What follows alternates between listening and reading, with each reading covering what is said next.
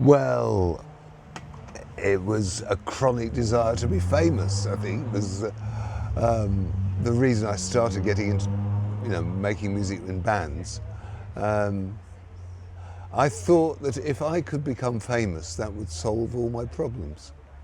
And I had chronic problems with self-belief and, just self-belief really. I wasn't a very secure person. And I thought that if lots of people loved me on a stage, that would mean I would be a more lovable person, and that I would then be able to form the relationships that I wasn't able to make at the time. And it partially worked. So I did get a lot more sex as a result of being in a band that people liked. But the downside of it was, because it was a band that people liked, I never knew if they actually wanted sex with me, or it was just because they'd seen me on the telly and they were like counting off the notches on their bedpost, and I was just like a trophy for them. And I think my happiest moment in that whole 15 minutes of 70s fame came when I was visiting my parents in the northeast, and I went to a gay nightclub in Newcastle on Tyne called Casablanca, which is up above the bus station. And this really nice looking young man in his late teens asked me to dance, and we danced and we got on well, we had some drinks, and he invited me back to his place. He took me back. And next morning he woke up and said, "So Tom, what do you do?" And that was just the best moment. It was total validation. Here's somebody really attractive who really likes me, and that was a high point in a period that was a lot more tumultuous than I foresaw.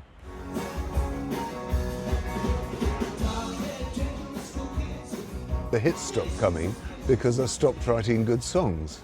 That's the hard thing, is to realise, and the thing that you realise all these years later, people didn't like me because I was a marvellous person. They liked me because they liked the songs. They thought 2468 and Glad to Be Gay are songs that I can get behind. Whereas just because it's been written by you is no guarantee of it being good. And I always, when giving advice to young musicians these days, I say the song is really the most important thing in your career, not the least important, because most songwriters do everything except write songs. They do their day job, they have a relationship, they go to rehearsals, they play with the band, they do gigs, they travel to gigs, they come back from gigs, and they spend lots of time on the phone hassling for gigs, trying to get and do the publicity. These days they do social media, but they're not writing songs, and when you ask songwriters, how many hours a week do you actually spend writing songs? Some of them will go proudly, 20 hours a week. And you go, so what do you do with the other 140 something? It's if you're a songwriter, write fucking songs, because Elton John at his height, 2 albums a year and toured. The Beatles at their height, 2 albums a year and toured. Prince, God knows how many albums a year, how many albums still in the vaults. So the key to quality is quantity, I think. And that was the lesson I didn't learn at that time.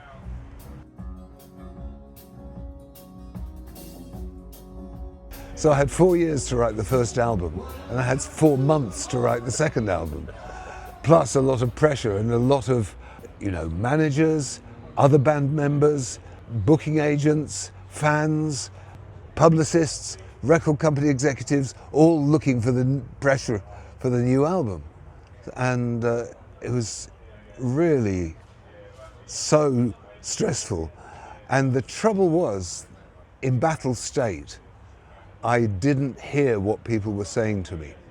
And the drummer in TRB, Dolphin Taylor, was a very canny, shrewd operator as he went on to join Stiff Little Fingers and Spear of Destiny, form his own publishing company. He really, of all the 4 of us in that band, he's the one that's done best. So he lives in Los Angeles as a successful music publisher these days. And he said, when we were coming up to the second album, we haven't got enough good songs. And I didn't hear him. I heard him say, your songs are shit. And I thought, how dare you, write better songs yourself, motherfucker. You play your drums, I'll write my songs. And he was right. He was absolutely right. There weren't enough good songs on the second album. And it sold on the momentum of the first album a bit. But the writing, looking back, had a lot of padding, a lot of fillers. There's some songs I'm still proud of, but yeah. I wish I had spent more time writing songs and less time doing interviews and replying to fan mail and stuff. Don't believe your own publicity is the key thing, but you can't help it. If enough people tell you you're marvellous for long enough, a part of you is bound to start believing it. And I was as susceptible to that as anybody else. And it's so hard. You do see people, though, if you look out, you see people who manage to avoid that trap. So you see Paul Weller, who never got swept up into the whole star thing. He always remained grounded. He always kept writing the songs. And he always dealt with the general public as a proper, rational human being. I was on tour with him with the Red Wedge tour. And of all the superstars I've ever seen close up, Paul Weller was just so impressive. If he was in a Motorway cafe where we'd stop the bus and he was eating his chips and egg, and 14-year-old girls in mohair jumpers materialised around him with autograph books, he just put down his knife and fork and signed them all and then get on with his chips. It was just brilliant. He was so down to earth. And I think the best kind of career to have is a grassroots career, to be honest. I think the trouble with pop careers, where you occasionally put your head above the wall and get seen and noticed, and then you go below the parapet, people think you've disappeared, and then you come up above the parapet again. They're like firework careers. They go up and then they come down in a hurry. Whereas I look to someone like Richard Thompson, who founded Fairport Convention in 1967, and stayed with the band for about 4 or 5 years, and then went solo with his wife. They did a duo for a bit, and then he just became Richard Thompson. And over all the years since 1967, I can't think of another artist anywhere in the world who has had a consistent career writing consistently extraordinary songs, year by year, album after album, virtuoso guitar, getting better and better every year.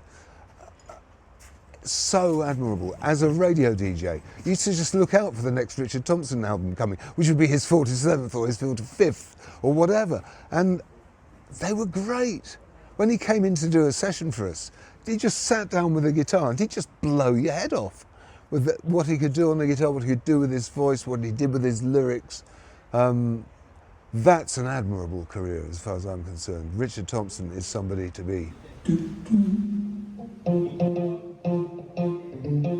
I think it was a really important time, and we're still feeling the repercussions of punk rock today. I think that was that important, because what the great message of punk rock was yes, you can. And up till that point, the music industry said, no, we'll decide. You can be a star, you can't. We'll play you on the radio. No, we're not going to play you. And that was it. And the punks just kicked the door down. The record industry didn't know what had hit them. They didn't know who was going to be successful next.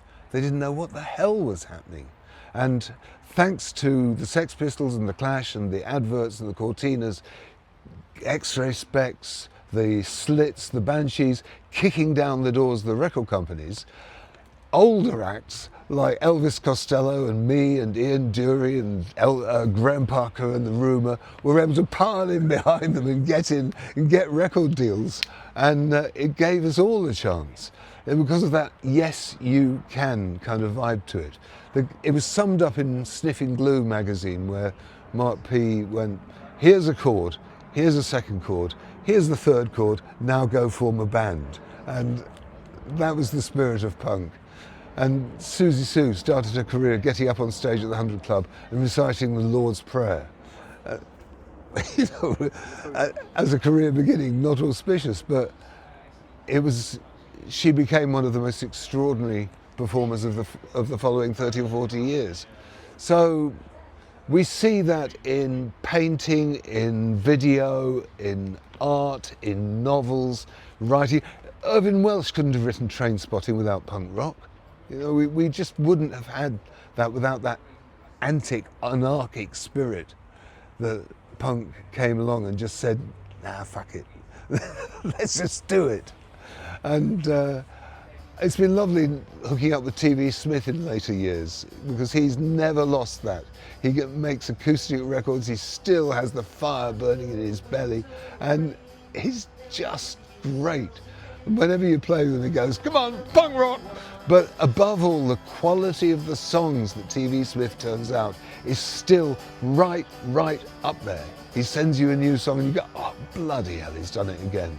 He's such a consistent artist, and that's informed by the spirit of punk, so great. Well, the broadcasting happened entirely by accident.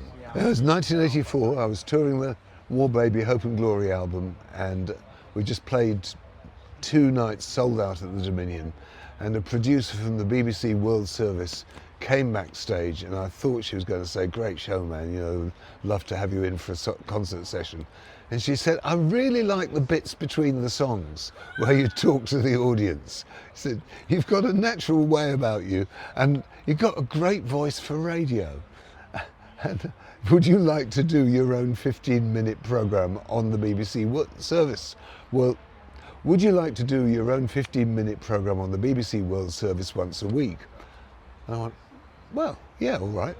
And we had a programme called New Waves on the Shortwave. And I just played 3 or 4 records every week and talked about them, and that started me off. And then Janice Long was on Radio 1, and she went to Japan for a week, and so they needed cover. I got drafted in to Radio 1 as a Radio 1 DJ, unbelievably. And so that was extraordinary. And then after that, I got asked to do Pick of the Week for Radio 4. And then I got a series of my own on Radio 4 called The Locker Room. And suddenly my voice became something that people could use, and the views that I had when I wrote the scripts, or the way with words, if you like, or the communication skills that I'd been trying to use with songs, came out in other words, in terms of talking to people. But it was a long time really before I started playing other people's music on the radio. Mostly I was a spoken word, isn't life funny kind of DJ, talking to human interest stories was what I did on The Locker Room. And when John Peel died, he had a program called Home Truths. I was an occasional contributor to that.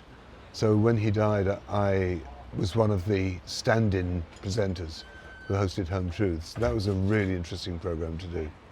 But it was only with Six Music that I actually got a full-time job playing records. That was completely different. What was that like, sort of having a paycheck, a regular paycheck?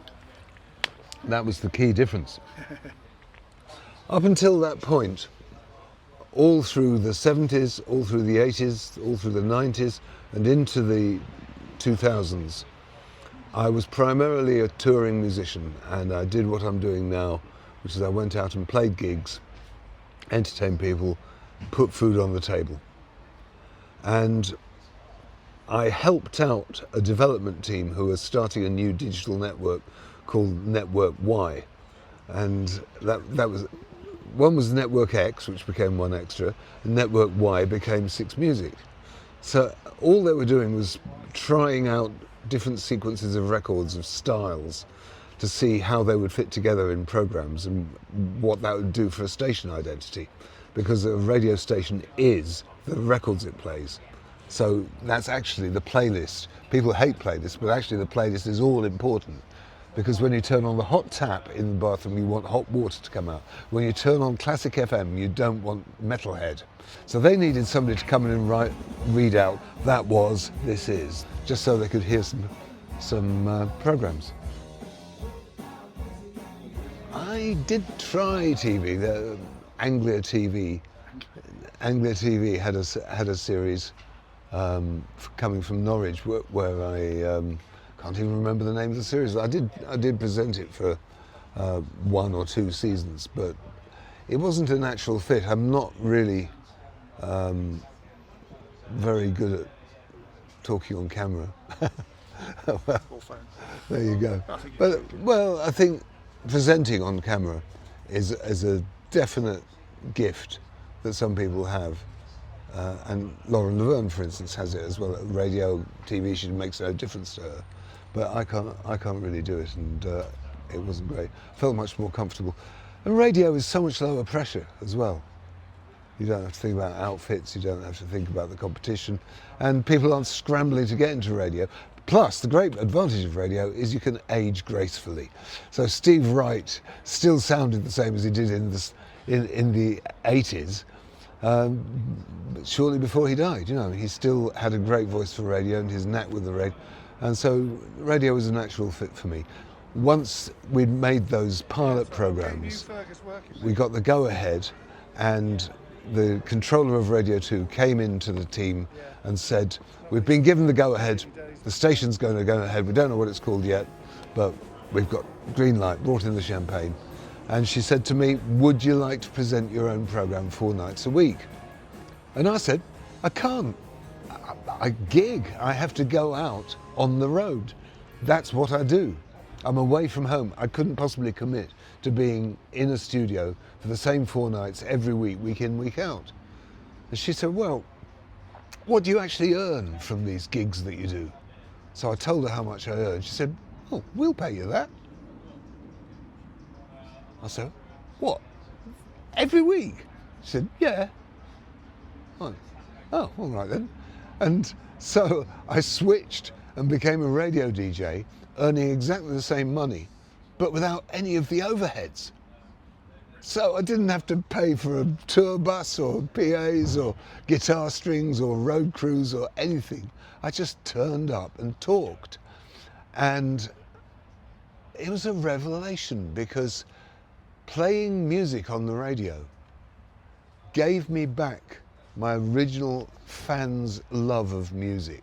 The thing that started me off in the first place as a teenager. It was as a music lover that I started picking up a guitar. I loved music. And when I didn't have to play any of my own, it was like being a backstreet chef with my own little restaurant and my own regular clientele who'd come every year and expect you to start a new menu this year, and you'd always have to come up with new dishes and you'd have to keep them satisfied. And suddenly someone walks in and said, would you like a job as a restaurant critic? It was fantastic to actually have a job enjoying music, listening to music and finding stuff that you love and bringing it to listeners. I didn't get into it to do good. I got into it for all the wrong reasons. I mean, for entirely ignoble reasons, but also out of a joy of making music. And the songs had to be about something. And I did swear to myself, after I've discovered the music of David Bowie, that if I could ever do for somebody else what Bowie did for me in the course of making his music, and he was primarily a musician, but in the course of that, the whole Ziggy Stardust thing made such a difference to the queer kids of my generation.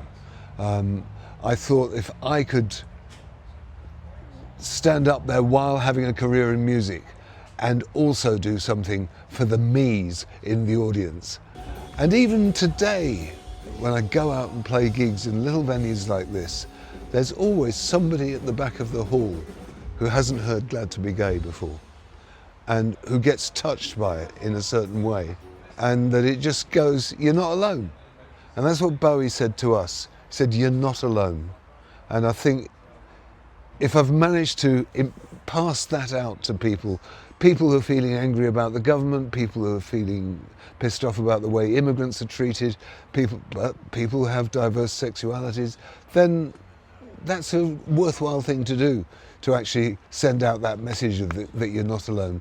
But mostly I did it for me, and if other people benefited, well, that's okay by me.